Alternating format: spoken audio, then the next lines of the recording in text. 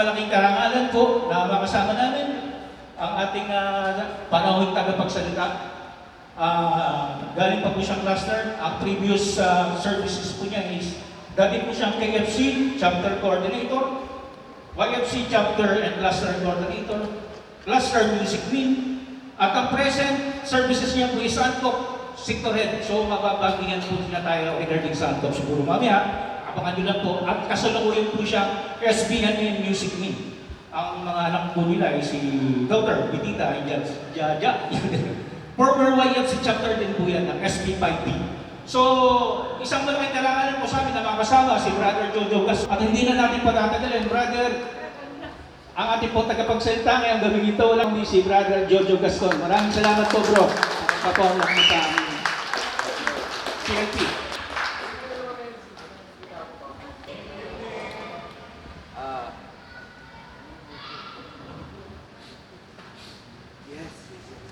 Alright. Magandang gabi po sa inyo lahat. Magaganda po. Lalo na yung mga lahat dito. Namimiss ko na siya. Kailan ba? Tagal na yun, ha? Tama ba? Ay, okay. Hindi, boses ko yata talaga. Medyo mo. Galing lang ako ng konting sipon ko. Magandang gabi po, Sister Julie. Lawrence. Tawagin natin, mahalagang mga pangalan natin eh. Brother Eduardo, Sister Arlene. Sino pa? Angelica. Jo Marie. Gandang gabi. Ayan. Bakit hindi masyado kayong dikit? Okay. Dikit na daw. Good evening po. Brother George. Sister Mel. Okay, lalapit ako. Sister, hindi, anak pala. Brother Kenneth and Sister Elizabeth. Wow, anak ko, Elizabeth. Ayan. Sister Jenny and Mike. Ayan. Brother Daniel. Blue Divine. Wow, Divine. Divine talaga. Sister, ay dalawa baby pa, may kasama. Arlene also. And James. Bro. Melchor. Ayan, Sister. Short Malu. Okay. Short Malu talaga ang pangalan. Malu for short. Ganun. Okay. Yes! Excited po. Napindot ko yata. Nawala. Hello? Yun! Okay. Napansin ko po, very empowered na kayo dun sa worship. Sa ibang mga CLP, medyo parang hindi pa masyado excited up to even after the blessing of the Holy Spirit, pray over. Tapos na yun, di ba? The most exciting thing that happened, that was kailan po yun? Last week. Tapos ang nag-talk si Brother Ronnie. Grabe! Powerhouse! Nasa si Brother Ronnie ngayon? Nasa mission. Nagtotok ulit. Kasama ko po sa mission kung saan kami nagtotok. Hindi TikTok. Nagtotok. Tama ba, bro? Okay. Ang unang po sasabihin, I'm always excited to do talks because ang unang nakikinig sa aking talk ay ako sarili ko. Kahit pa ulit-ulit ko na pong ginagawa, ang daming ibang inspiration na dumadating. So I never get tired of learning and in discovering Christ, discovering Jesus. Napakalawak po niya. Napakalawak po. And we can just have to appreciate that in every part of our lives, nandun po siya. Nandun po siya. And that's why the prayer of the Holy Spirit last week, now we will talk about that. Pero this time, ang pag-uusapan naman natin ngayon, nakuha na natin yung iba, di ba? This is the 6th week.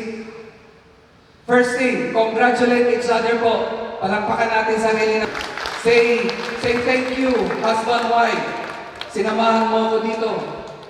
Thank you, nakaabot tayo dito. And then, to the other couples, say thank you because we prayed for each other. Tama ba? And then, lastly, pagkatapos nito, we will all pray for each other para magkita talaga tayo, mag-culminate tayo sa top 8. Ayan. Tapos, ano mangyayari sa top 8? Pagkatapos nun, couples for Christ na kayo. Tama ba? Tama ba? Parang kita-kita ko na kanina pero kasama dito yung pag-i-invite ko, pero kita ko na Kita ko na. The Holy Spirit has already worked in you as they already did sa mga brothers and sisters natin. Palagpakan din natin mga brothers and sisters natin. The reason they're here tonight is their act of love, their act of service to you brothers and sisters. And your presence also, yung pag-attend ninyo, pag-complete ninyo. Kompleto tayo lahat, di ba? Na-complete natin. That is also your act of love to the people who showed the sacrifice for you. So it's beautiful. It's napipindot ko ba natin? Ayan. Bobo lang talaga. It's a beautiful thing to celebrate. Allow me po, ito po yung aking misis. Nililigawan ko siya doon.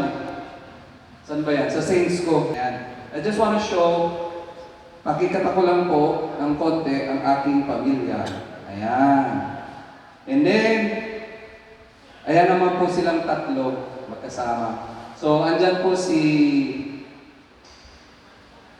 ayan, si Betita, tsaka si Jaja. Si Beth and Betita, ako po si Jojo, siya po si Jaja. Ayan. Wala. Okay po. Kaya, pag ako pala yung naging babae, maganda pala ako. Ayan. Si Betty, maganda pala ako yan, si Jaja. Ayan, si Jojo. Okay. Ito naman po ay aming I think two Christmas ago, sa bahay ko. Doon po sa Tagaytay. Pasensya na po, single ako ngayon. Si Beth ay nasa Tagaytay. After this talk, tutulak kami doon. Kung kaya ko pa. And this is what we're going to talk about. It's an empty space. Akala ko marami na tayo napag-usapan. Talk 1, talk 2, talk 3, talk 4, 5. And then we're talking about 6. Lahat po yan ay napag-usapan before ay patungkol kay Jesus. Let's have a little recap. We talk about who is Jesus Christ, and dahil po na-discover natin how unique our Jesus Christ is and how unique He is with the other faith. Yung kaiba ni Jesus Christ sa ibang pananampalataya, di ba? Tapos ang dami natin ang sigurado ko dun sa speaker, na-introduce niya talaga si Jesus Christ. Who He is as a person, who He is as a Christ, who He is as one of the three of God, and who He is, more importantly, sa atin personally. It has to be personal. Hindi yung si Jesus Christ ay kilala ko, alam ko, ganito siya. But I know at this point, you already answered to yourself, nasagot na po, who is Jesus Christ to me? We already made a relationship with Jesus Christ. We talk more about Jesus Christ when prior to that, we talk about, napag-usapan, God's love. Ano po? Yung pagmamahal ng Panginoon. Again, Jesus is one of the three of God. Yung pagmamahal ng Panginoon, nilikha tayo kahit hindi kailangan. Kahit hindi niya tayo kailangan, but He created us out of His love. And so therefore, ang lahat ng buhay natin, lahat ng ginagawa natin sa buhay, pagpapakita ng pagmamahal sa Kanya. First 3 commandments about God. And then, somewhere there na we discover ourselves. Na-relate natin, lalo na nung pinag-uusapan natin yung repentance and faith. We discovered, nakita natin ang mga detalye ng ating pamumuhay, sang-ayon ba ito banal na pamumuhay, sang-ayon ba ito sa tinuro ni Kristo o hindi. Pero natuto rin tayong bumalik loob. Natutunan din natin na ang Diyos mismo ang nagbibigay ng paraan para tayo ay maibalik loob sa Kanya. Siya na nga yung nasaktan sa ating mga kasalanan. Siya pa rin ang gumawa ng paraan He gave us that blessing of repentance, blessing of realizing that we are weak and therefore we need Jesus Christ. Na-discover din po natin dyan yung world, yung mundo, lahat ng ginagalawan, all the temptations, all the not wonderful things that are there, na karaniwan ay naglalayo sa atin sa Panginoon. Nag-uudyok sa atin na may gawin. Karaniwan nagbibigay ng katamaran sa atin para tayo ay manampalataya, para tayo ay magdasal, para tayo ay tumawag sa Kanya. Katamaran lang, napakalaking impluensya na ng mundo. Minsan hindi katamaran, bibigyan ka ng kung ano-ano para mawala ang focus natin sa pag-o-honor kay Lord. And therefore, napag-usapan din, kung ganun pala, di binigyan tayo ng formula. Christian ideals. Dalawa lang po yung sinabi, loving God and loving neighbor. Andun po yun sa Ten Commandments. The first 3 is loving God. The next 7, para mabuo yung 10, is about the neighbor. What you do to your neighbor, what you don't do to your neighbor, what else, much more you can love the neighbor. Tapos sinamarize po yan. Pagdating ni Kristo, di ba? Just 2. Love God above all. With all your heart and soul. And then, love your neighbor as you love yourself. I just want us to ground ourselves here. Kasi nga, at this point po, it is already a celebration that we reach this much. And tonight po, let's we talk about Christian family. Why? Bakit kapag ganyan? After that, we talk about Christian ideals. And then, sa CLP talk ng Couples for Christ, sinabi ang family. Nandyan na ba, nakapaloob na dyan ang husband and wife at saka mga anak. Because in the core principle of Couples for Christ is the sanctity of the family. Kaya nga po, Couples for Christ, nandun na rin, nakapaloob na yung mga anak, pamilya po. So, isip po, so connect, di ba? A more exciting, maybe, I hope I can make it more exciting, ay pag-usapan natin is growing spirit. Natanggap na po natin ang Holy Spirit. We were prayed over. We said yes. We committed. Siguro maalala ninyo yung feeling ninyo yung during the pray over. Our brothers and sisters ask, ano ba yung papapray over ninyo? Ano ba yung mga concerns natin, itinaas natin. We surrendered. No pa. And then now, edi meron na tayo. Napuspos na tayo. Now let us learn how to grow more in the Spirit. Kasi, natanggap naman natin, nandito na. Baka mapanish. Di ba? Kailangan lumago. At maraming paraan para lumago. Maraming paraan para makita natin na lumalago na. Maraming paraan masasabi natin, nakikita na sa aming pang-araw-araw na kilos, pananalita, pakikisalamuha. Okay? And brothers and sisters, mga participants, no? Habang sinasabi namin ng Couples for Christ, we're teaching you or we are sharing with you how to grow in the Spirit. It will not stop. Hindi po matatapos. Kami nga mga brothers and sisters dito, patuloy pong mag-grow. Patuloy po namin ma-experience ang Lord in many different ways. Okay? Now, dito po sa talk, sa Couples for Christ, meron po kami very particular way na ibinabahagi kung paano tayo mag-grow in the Spirit. Samahan niyo po ako. Halimbawa po, may circle. Circle. Ayan. Empty. Walang laman, walang buhay. If this is our life, and it is encompassed within dun sa buhay natin ngayon, ngayon, sa kinikilos natin ngayon, sa trabaho, sa opisina, sa simbahan, paloob doon, baka walang kabuluhan. We don't find meaning. Maybe we go to church. Maybe a ritual. And then, halimbawa, yan yung sentro ng buhay. I give 3 choices. Jesus, me, the Word. Si Jesucristo, ako o ang mundo. Sino sa tingin natin ang magandang o pinakamagandang maging sentro ng ating buhay? Jesus. Ay, unanimous. Unanimous. Ayun daw po si Jesus, center.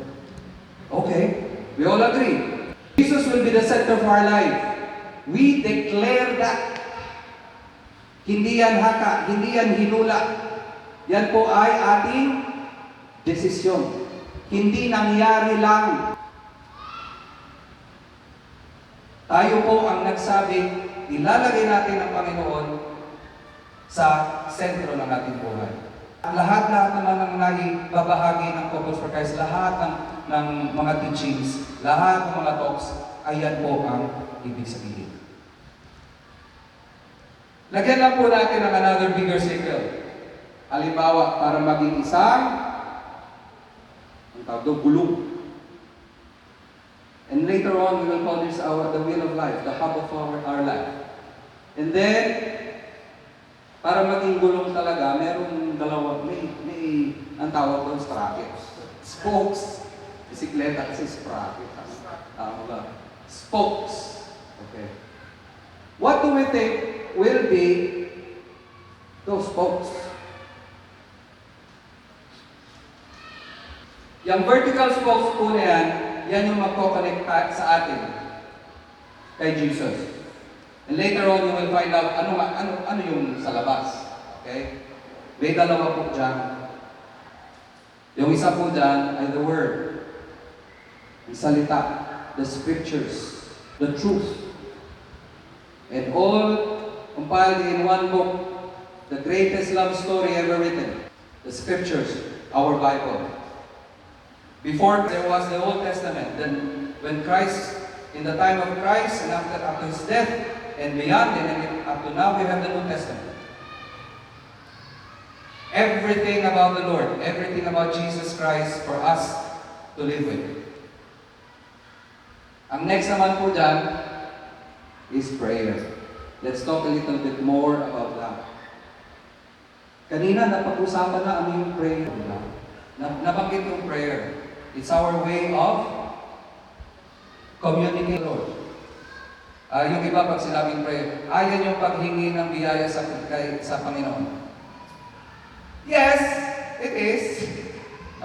Pero hindi lagi. Bago naman tayo humingi, meron muna, di ba? Meron muna. We'll talk about that po.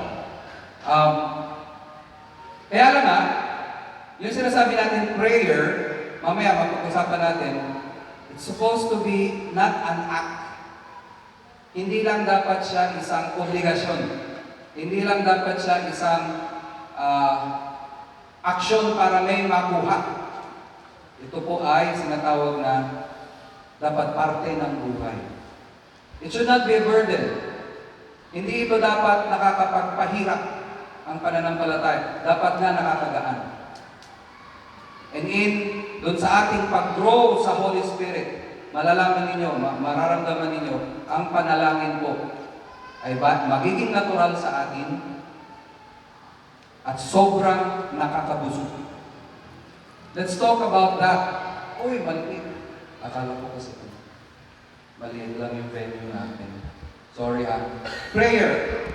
Our prayer must be faithful, led by the Holy Spirit, and centered on Jesus.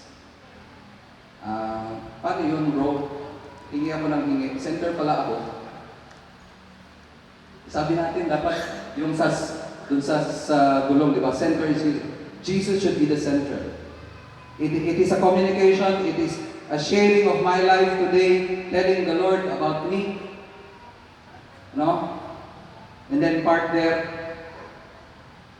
our prayer must be faithful. Balikan ko yan mamaya. No? Yung faith in the prayer. Pero, tanong, madali bang magdasal? Yes, no? Sige lang po yan. Kagaya nila, walang iyak. Mahirap, madali bang magdasal? Hindi. Maraming aspect kung bakit hindi madali. Di ba? Akala natin, at saka yung madali lang ba yung mag-rosaryo? Or mag-pray ng the Lord's Prayer, Hail Mary, Glory be. Madali lang po ba yan? Ayan, salamat po. Kasi kung sinabi natin at this point, madali, siguro hindi pa natin kilala. Halimbawa po, yung pag-pray ng Our Father, kabisado, madali. Sinasabuhay, sinasaloob. Doon dumadating yung hindi madali. Huwag na lang natin sabihin mahirap, hindi madali. Yung pinapangako natin, salita lang ba o gusto natin talagang may laman, may paninindigan doon sa panalangin na yun. So, binigyan po tayo, sa Couples for Christ po, binibigyan po tayo ng nagsasuggest and strongly suggest pamamaraan para ganito tayo magdasal. Ganito tayo mananalangin. Okay. Una, decide to a time with the Lord every day. Malaki na yun, di ba? Magdesisyon daw tayo ng partikular na oras na kasama natin ang Panginoon araw-araw. Magdesisyon tayo. Kasi kung hindi, parang I will find time to pray today. Baka He will not find. Ang dapat, let's decide. Manindigan tayo, mamili tayo ng oras na maganda para sa atin, walang distraction. Kung gusto mo mag-isa muna, kahit mag-asawa, minsan dapat talaga magdasal mag-isa. And then there will be prayer time na kasama ang husband and wife. Yung magsasabi na ako, mag-rosary na ako, Tart, sumabay ka na. Sige. Example lang po. Sa akin, I find it comfortable when I'm alone. Yung unang-unang pag-gising, yan, hihiwalay na ako. Makita na po ni Beth, nakaupo ko dun sa paborito kong sofa sa loob sa kwarto. Before I pray, nakita na dyan, wala pa. Before I pray, yung ano muna, scripture reading muna. Mamaya pa yun. Okay. About the prayer muna, no? The next is, adopt a prayer format to begin. Tayo mga Katoliko, marami tayong prayer format. And then dito po sa Couples for Christ, may particular prayer format. Hindi naman ito unique sa Couples for Christ. Pero, ito po yung ina-adapt ng Couples for Christ sa lahat ng pamamaraan ng ating pagdadasal. Yung ACTS. It's an acronym, alam natin. Okay? Acclamation first, and then contrition.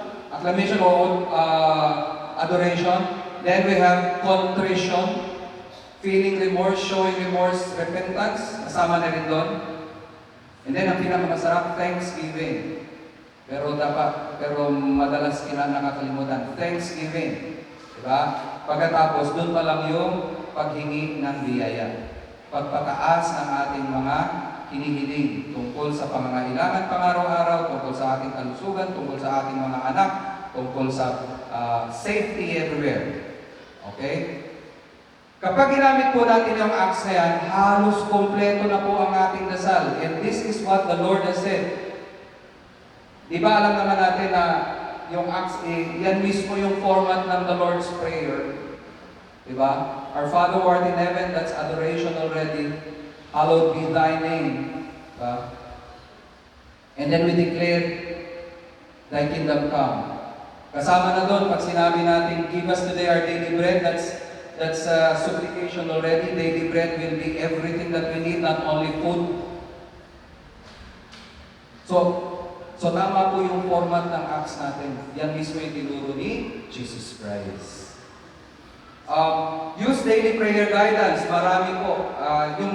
Dito sa Focus for Christ, in His steps. Merong date. Ako, mahilig ako dun sa audio. Ayan. Catholic Daily Reflections. Napapakinggan ko. Para habang nabasa ko na, napakinggan ko na, may reflection, meron pa mga suggestions. Okay.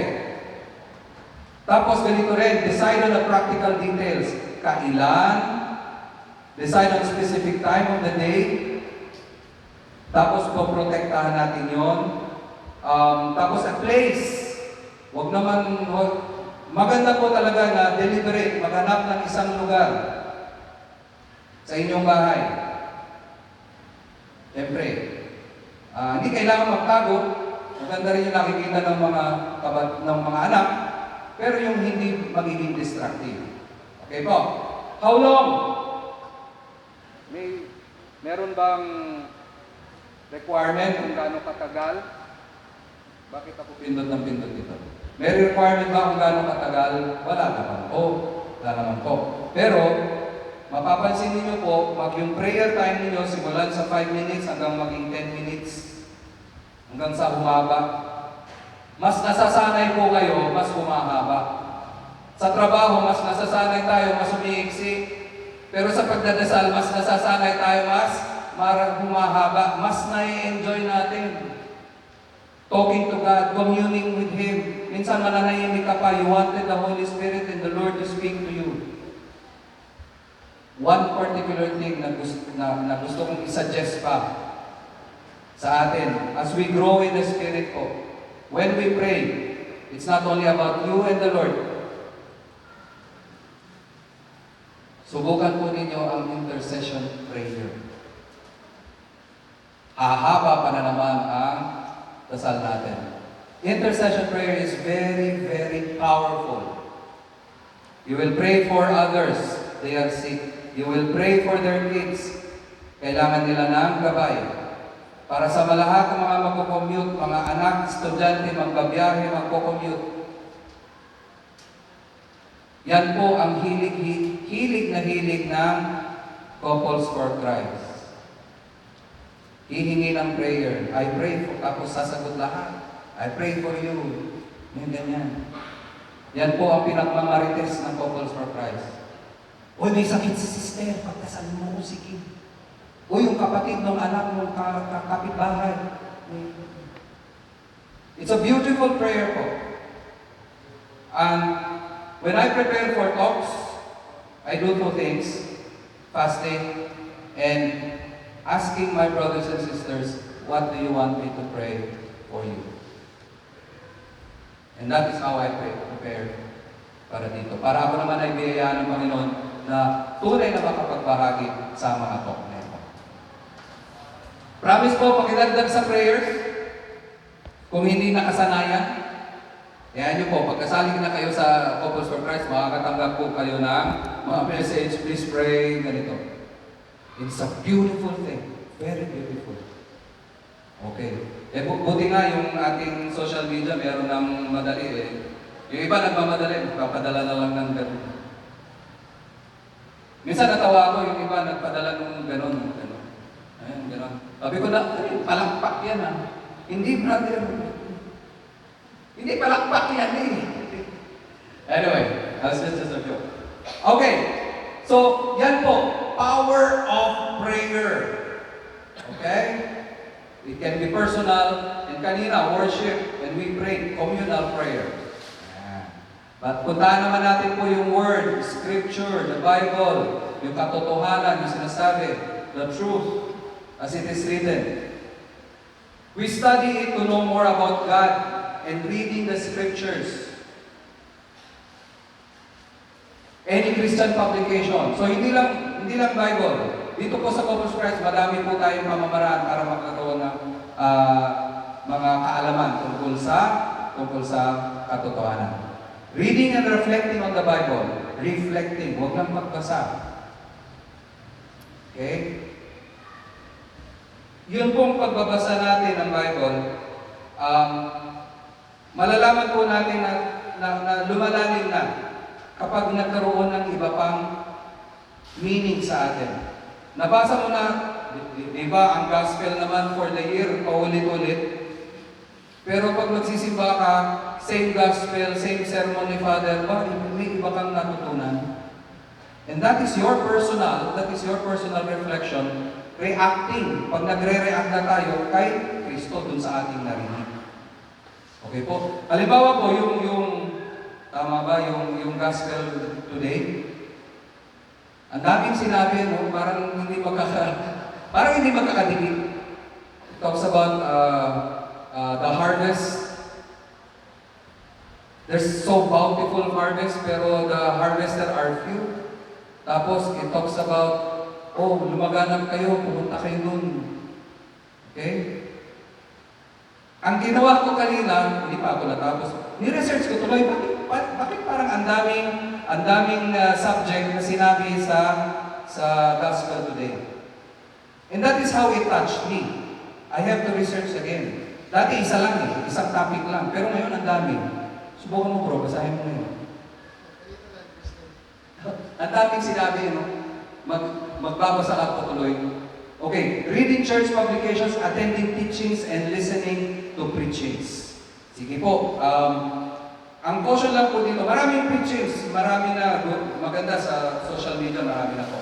But caution lang po, please be discreet. Minsan maraming nagsasalita doon, baka ibang inspirasyon.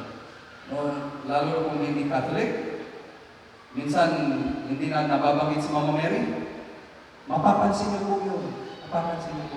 So, as we grow already, matututunan natin ito to be more discreet.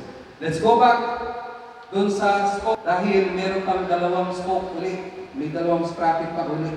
Ililipat na naman yan. Tapos nagkagalan naman. Ayun, fellowship daw. And service. Okay.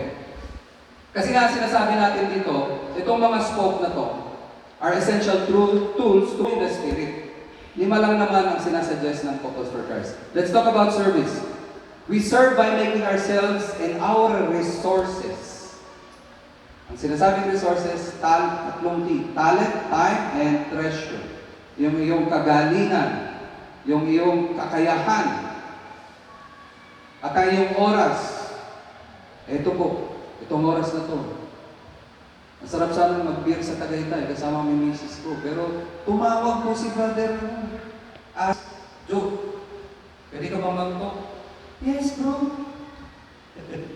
Yes, bro. Service po yan. Katuwaan. Ay, hindi katuwaan. Mali. Kasiyahan para mag-servisyo ko. Okay. And your treasure. Ayan, treasure. May pag-uusapan na treasure. Yung ating angkop, hindi nyo pa po kilala siguro ang angkop, pero it's answering the cry of the poor. Ito po ay pamamaraan ng Focus for Christ para makalikom ng pondo dahil kami po ay nagpapaaral ng sa buong Pilipinas, 15,000 scholars. Sa South Peak, itong grupo natin, 204 scholars. Yan po ang sharing of our treasure.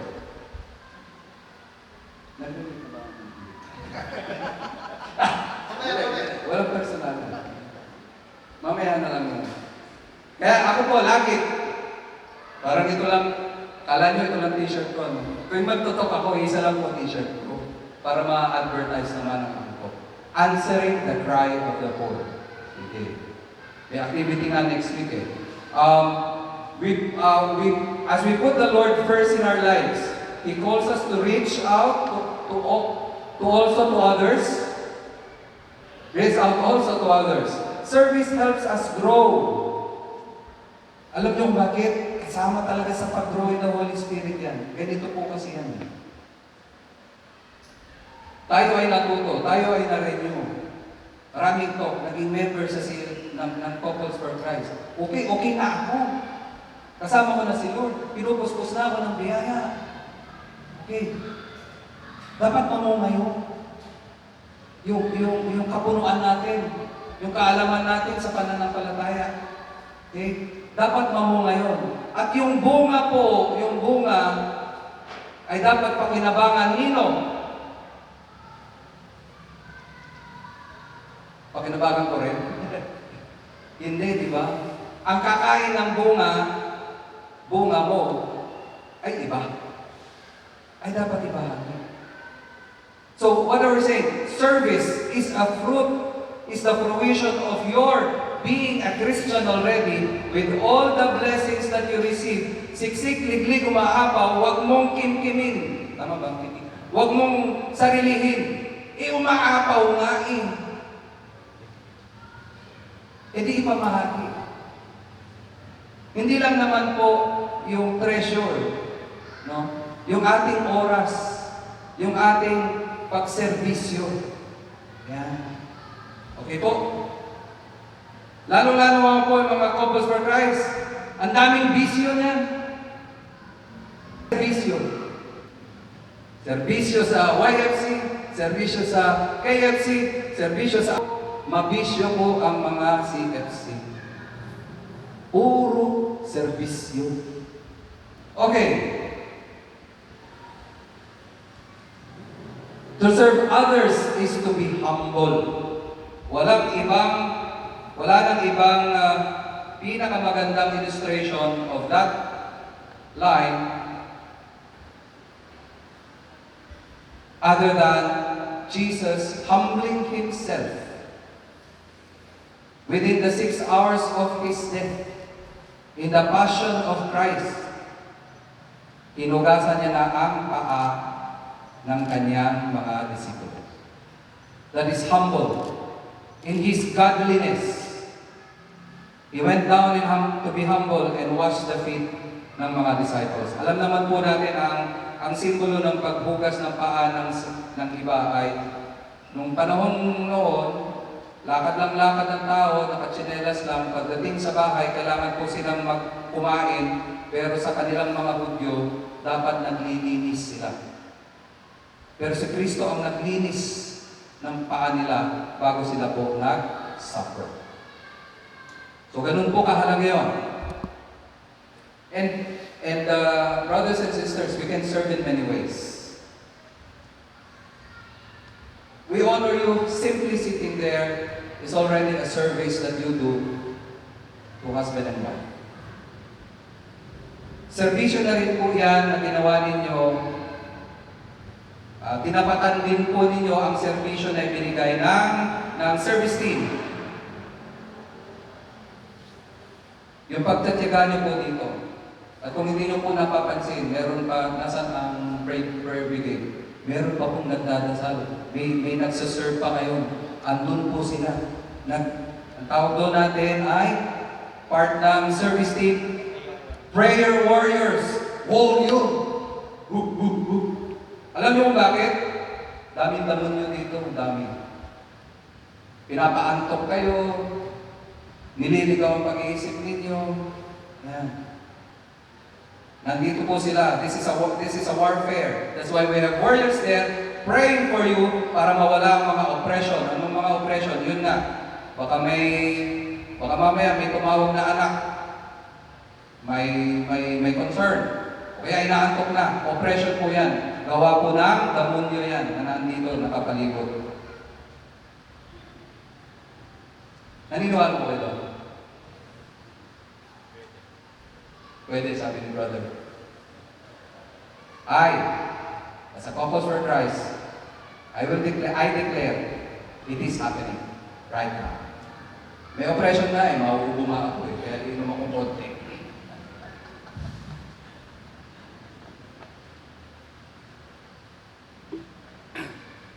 Thank you. Alright po. Ay, bakit bumalik?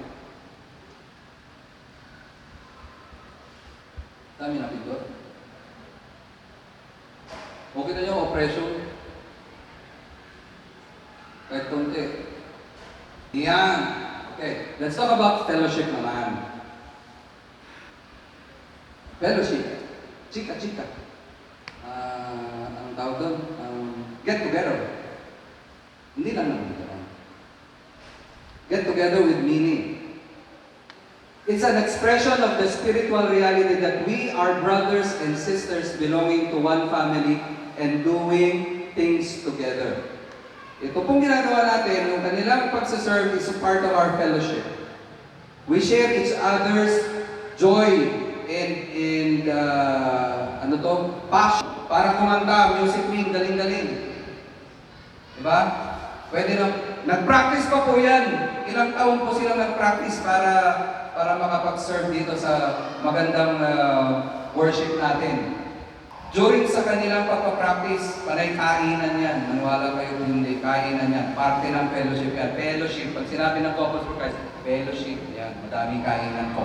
But it's a celebration of each other's presence. It's a celebration of each other's knowing God together, seeking God together, serving God together, and serving each other. Fellowship. Ang sarap po, no? We do not become Christians by ourselves.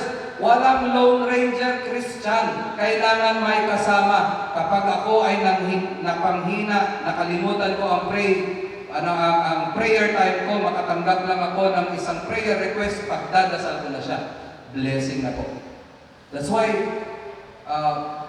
very, very mahalaga. Very, very important yung fellowship talaga. And then, learning together. Fellowship is not optional. We need the support of each other. Kailangan po tanggapin natin. Huwag tayong mag-inarte na kaya natin. Marami naman tutulong, brothers and sisters, easily to give love.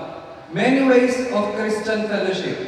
Ito po, yung worship in the liturgies, the Mass, the highest form of prayer because Christ is there, the Eucharist, tatanggap tayo kay Kristo. Prayer meetings, ayan po, ang Couples for Christ, meron po napakadaming klaseng prayer meeting. Household, cluster, household, chapter, household, general assembly. Okay? We come together, meron pa yan, come together for teachings. And the best way for fellowship is join Couples for Christ. Maraming fellowship po dyan. The last spoke po will be sacraments. Ayan, the sacraments. Alam naman po natin na sacrament, ito na po yung pinakamahalaga actually. Particularly, yung reconciliation, Holy Communion, dahil tayo ay Katoliko.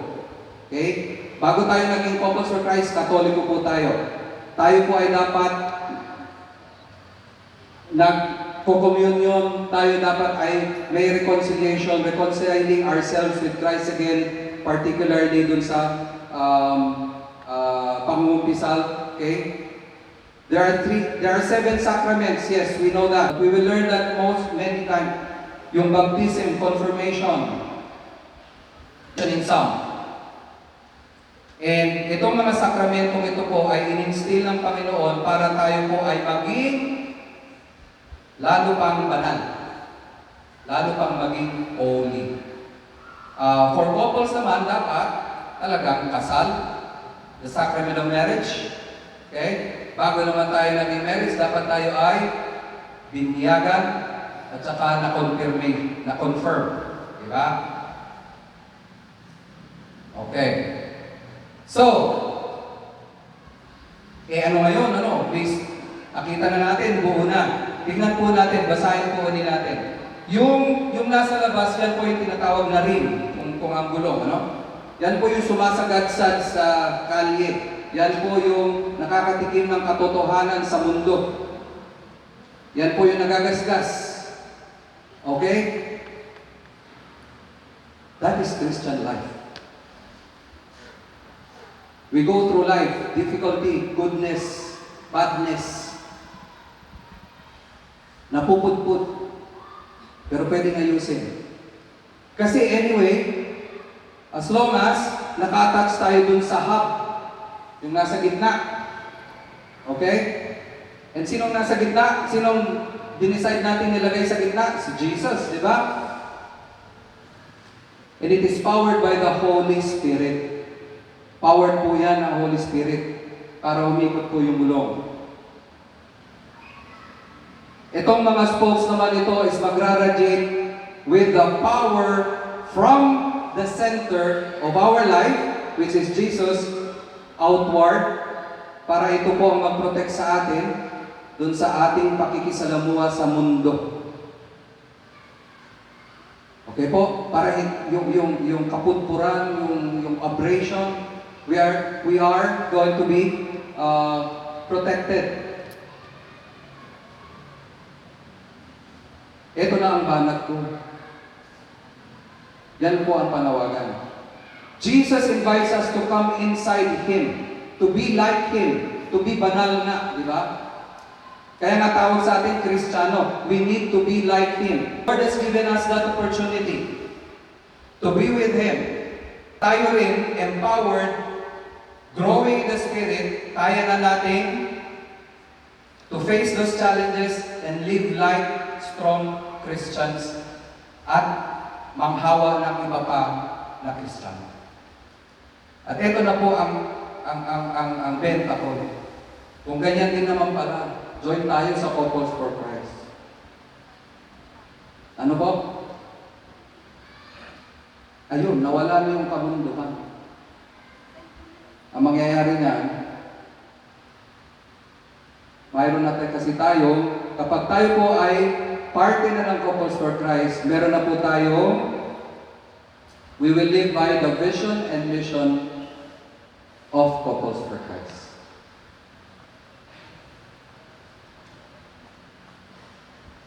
Sa parte ba nito? Yeah, I'd like to share. Gusto mo pakantahin po natin kay Brother Neil ito? Pwede rin, hindi. I-recite ko na lang ha. Napakaganda. Moved by the Holy Spirit. Ayan, di ba? Powered by the Holy Spirit. One with the Catholic Church. Tayo po ay bago naging Couples for Christ. Tayo po ay Katoliko. Hindi po tayo iwalay. Huwag po natin. Kaya lagi po, ganda nga, ang talk natin nandito sa simbahan. Kung hindi sa simbahan, hindi pwedeng wala si Mama Mary at wala yung crucifix. Okay? Blessed to witness to Christ's love for service. As you see, Couples for Christ United Global sets the world on fire with the fullness of God's transforming love. Sa mission, we are committed to live in God's righteousness and holiness, evangelizing people in life of love and service. We shall work for the renewal of families that will serve God. Merong magandang dadating yan eh. And build generations of Christian leaders. Ang Pope, nagpapa-high school at college para ang generation po ay Christian leaders. Sila po ang uupo sa opisina ng DPWH. Hindi ba? Tama ba sis? Kaya tayo, di ba, brothers and sisters, kaya tayo mahal. Kasi tayo matigas ng ulo natin. Kailangan tulungan natin yung mga bata para sila yung magpapalit sa ating gobyerno. Di ba? Tama ba? Yun. Napakahalaga nun. Generation of Christian leaders. And we shall pursue total Christian liberation through social justice, respect for life, and and work for the poor. Ayan na po. Okay? Madaling kapisaduhin po ito. Kasi sa susunod, stick lang kayo sa Couples for Christ, kakantahin ni Brother Neil itong. Tama bro? Ayan. Okay. Ano ngayon? Ang daming sinabi ni Brother Jojo. Ano ngayon? Ang sabi natin, kasi simula pa lang naman Di ba? We're still growing in Christ. We're still babies sa Lord. Everyone's still baby. Pati kami natututo pa. Gusto pa namin lumawig ang aming kaalaman, ang aming pananampalataya. Ang gusto namin, kasama kayo. No po. We have 11 couples only, no? I think the last time na I did this, dalawa na po din ganyan. Pero ganyan po ang Couples for Christ, kahit ko konti, itutuloy. Kasi sayang yung fellowship. Diba? Ay, sayang yung fellowship eh. Si Brother Juno, nag-aantay na ng fellowship. Now, this will happen if we make use of the 5 tools. Ayan po, yan. Yan yung sinabi. Yung 5 spokes na yun. Imagine ninyo, ha? Kaya pinagtsagaan ko i-drawing yan. May ganun-ganun pa. Diba? So, if you are faithful, and ito po yung binanggit ko, in our prayer, may tanong po ako eh. Kapag tayo po ay nagdadasal ba tayo dahil tayo ay naniniwala? O nagdadasal tayo, bakit tayo may hinihingi sa Panginoon? Bakit tayo nagdadasal para humingi sa Panginoon? Is it because we believe already? Or so that He will give it? So, ibig sabihin, bago ka palang magdasal, naniwala ka na. Di ba? Ba't ka magdadasal kung alam mo namang hindi pala ibibigay? Di ba? But of course, in His time. And if we will be faithful, brothers and sisters, we will grow in the Holy Spirit and be more blessed in our, ilang segundo pa? 5 minutes? 5 seconds, 4, 3, In our family. Saka. Without brothers and sisters, maraming salamat po. And may God bless.